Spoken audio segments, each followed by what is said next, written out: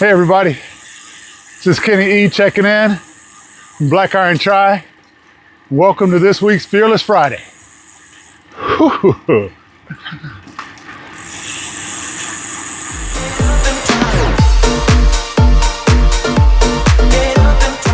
Hey everybody, this is Kenny, Black Iron Tri. Welcome to Fearless Friday. I'm having a great day so far out here riding. It's nice riding during the week because it's a lot less crowded for those of us who train alone a lot. It's a beautiful day and we're getting it in. Anyway, this week thought we would cover 5 top things, 5 Black Iron Tri top ways and rules you should follow in terms of triathlon and endurance sports in general. There's a lot of rules out there. A lot of people call, what's most important, whether it's what you eat, how much you do strength training, how hard you pedal when you're riding, how you breathe, how often you breathe when you swim. There's actually a list. I think it's attributed to cyclists. It's 100 rules of cycling, and the one that's most popular is rule number 5, which is basically harden the F up. So don't be a punk out here. David Goggins again. But of all the rules and stuff out there, you could come up with all kinds of lists. There are 5 things that I came up with, and I think we'll have other lists to enhance this as we get more detailed and specific with the sport. But there are 5 top things I think that will help ensure longevity in the sport, enjoyment of the sport, and certainly staying healthy. And so why don't we cover those today?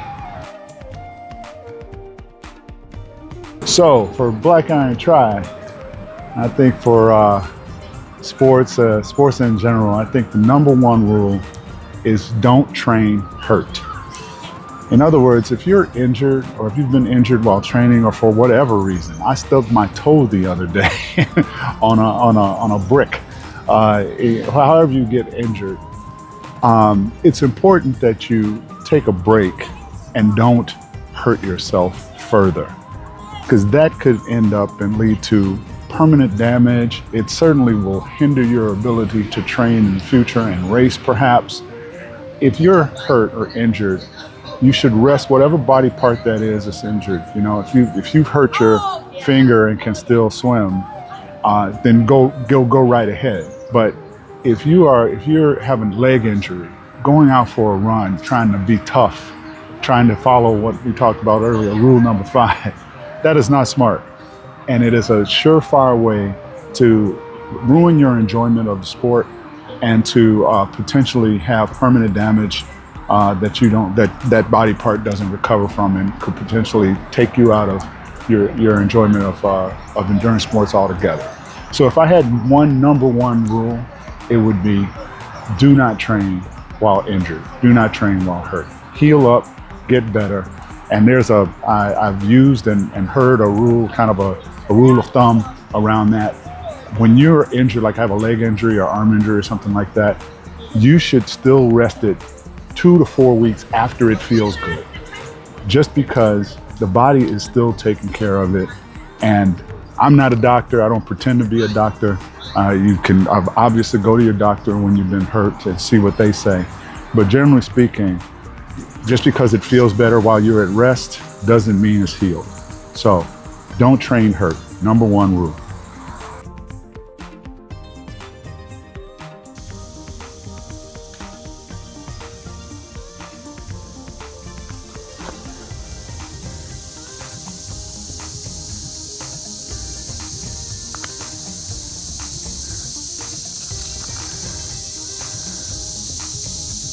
I thought I'd stop somewhere quiet to talk about rule number 2. Rule number 2, Black Iron Tri. Rule number 2 for a successful triathlon or endurance sport career. Do not underestimate the importance of sleep. Not just rest, actual sleep. I was once told, and I didn't believe it at the time, but my very first triathlon coach, Infinity Multisports in Chicago, Mo, told us you lose weight when you sleep. You get faster when you sleep. You get stronger when you sleep. And all these years later, I began to understand and realize what he was saying.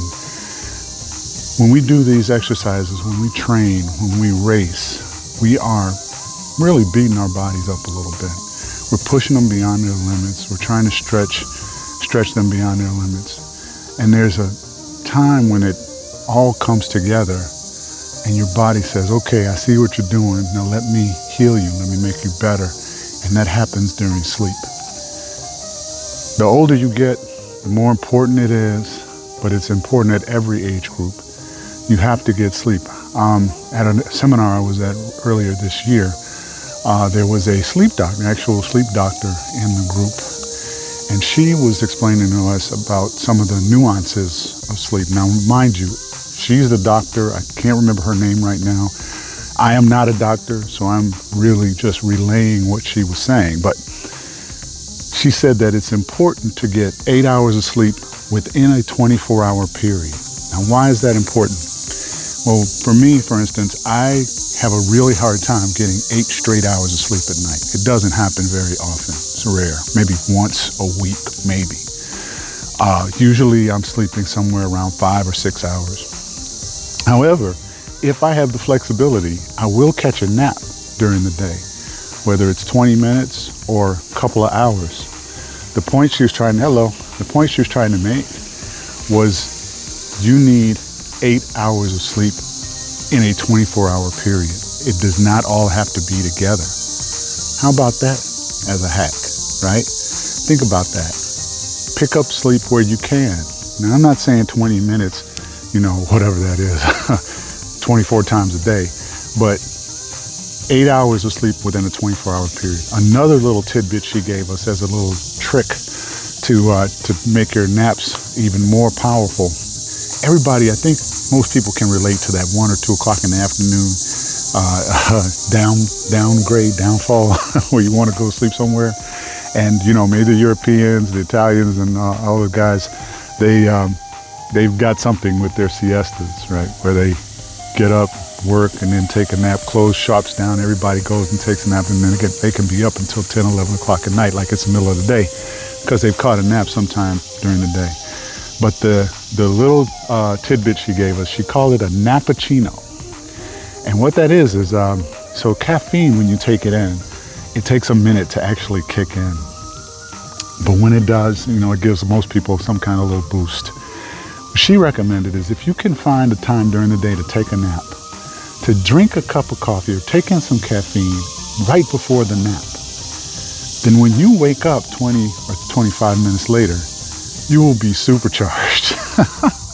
I haven't had an opportunity to try that. I try to not take in caffeine after 10 o'clock in the morning because caffeine has some ridiculous 10-hour half-life or something before it's all out of your system. And I don't want to risk my sleep at night, but I'm going to give it a try. Maybe you should too. Just something to think of. A nappuccino, where you catch a nap. When you're going to catch a nap, take in some caffeine right before that nap, then go to sleep. She says you wake up 20 or 25 minutes later, lit, ready to rock and roll. Anyway, so rule number 2, don't underestimate the importance of sleep. It's when your body gets better. It's when you lose weight. It's when you get stronger. It's when your mind fixes itself, your body fixes itself. Get sleep. Don't short sleep. You need it. All right? Rule number 2, don't underestimate the importance of sleep.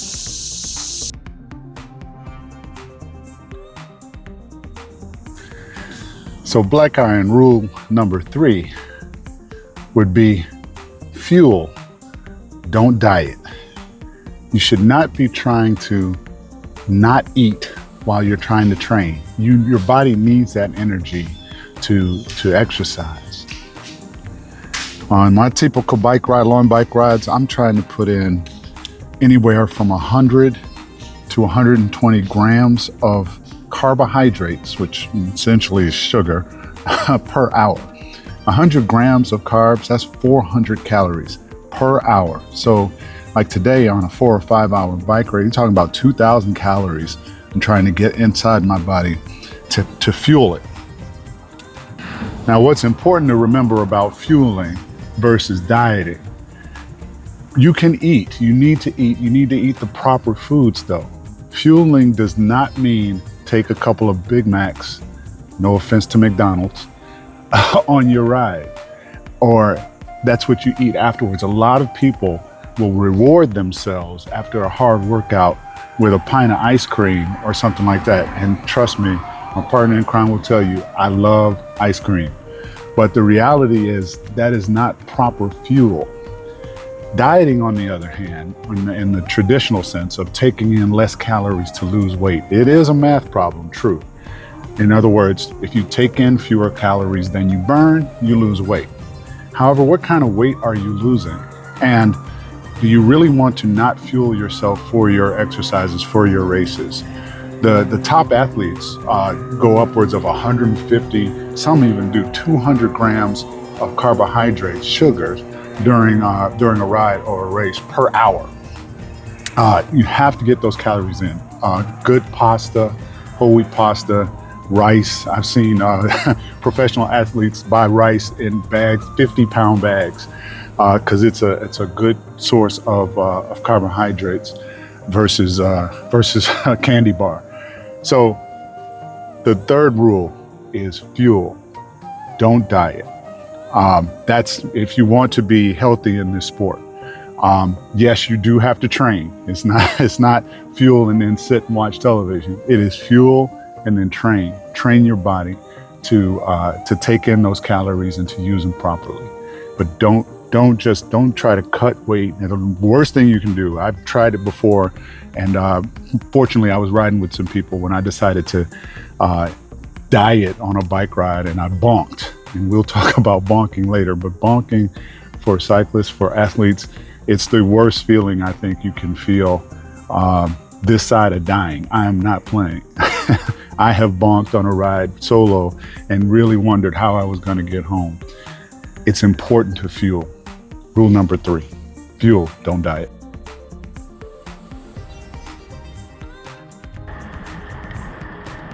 So, rule number 4. Black Iron tries top 5 rules for triathlon and endurance training. You got to shut out the noise. What do I mean by that? Well, it's obvious we don't want to be listening to the naysayers. We covered that in a previous Fearless Friday. There's going to be people who don't believe in what you're doing when you're doing this kind of sport. They're not going to understand your sleep schedule. They're not going to understand why you're not drinking. You got to be able to say no a lot. These are people who really want to see you succeed, and events that you really want to go to, but they're getting in the way of your bigger picture, if that is indeed triathlon and getting fit.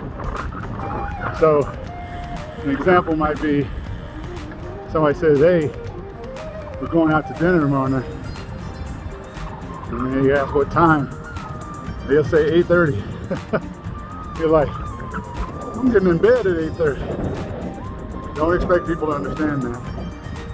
And you have to be able to say, I'll pass. It's tough at first, trust me, but something you gotta do. The reality is, these people do have your back, and they want to see you win. They just don't want you to do it on their time. Everybody in your life will be like, it's just one party, it's just one night, but it's my birthday. It all depends on how serious you're gonna take it. But trust me, it's gonna be somebody's birthday every weekend. There's gonna be something to do every day. And of course, you can't let it get in the way of work or whatever is making your money, your income, which makes it even more important that you focus on those times that aren't involved with your income. Again, these aren't people who want you to do bad, who want to see you do bad.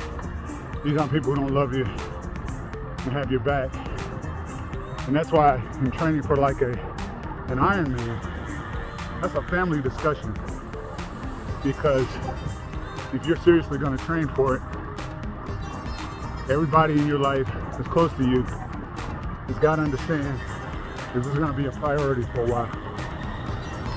That you're going to miss some things. You're going to be tired. You can do that.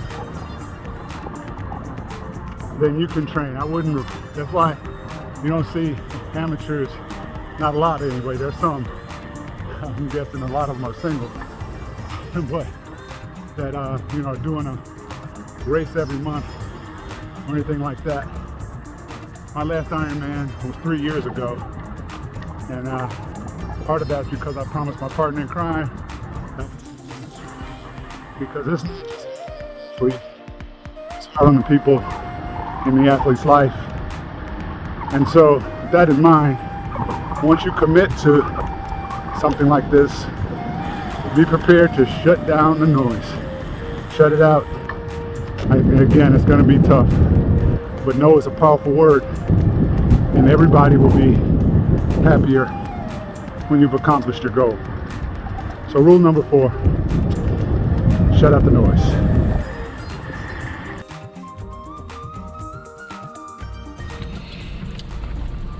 And rule number 5, Black Iron Tribe, rule number 5 for being a great triathlete, an endurance athlete, and enjoying the sport. And you've heard me say this one before, I'll keep repeating it. It's one of my favorite rules because it does matter. And that is nothing new on race day. Race day is not the day to be trying new nutrition that you haven't tried in practice, to bring out a shiny new bike that you just bought and haven't spent any time on, new shoes, cleats, new kit, new wetsuit. The race is not where you want to be trying out new stuff. If you're really wanting to perform in that race, and by perform I mean meet your personal goals, do not make it that much tougher by introducing new stuff at the start line. That goes poorly just about every time, based on what you hear from experienced athletes.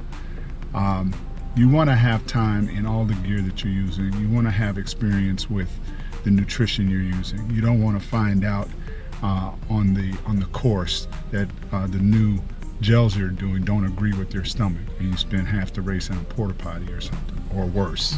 Trust me, worse can happen, does happen. You don't want to try on a new wetsuit and find out it doesn't fit in transition while you're getting ready to go into the water.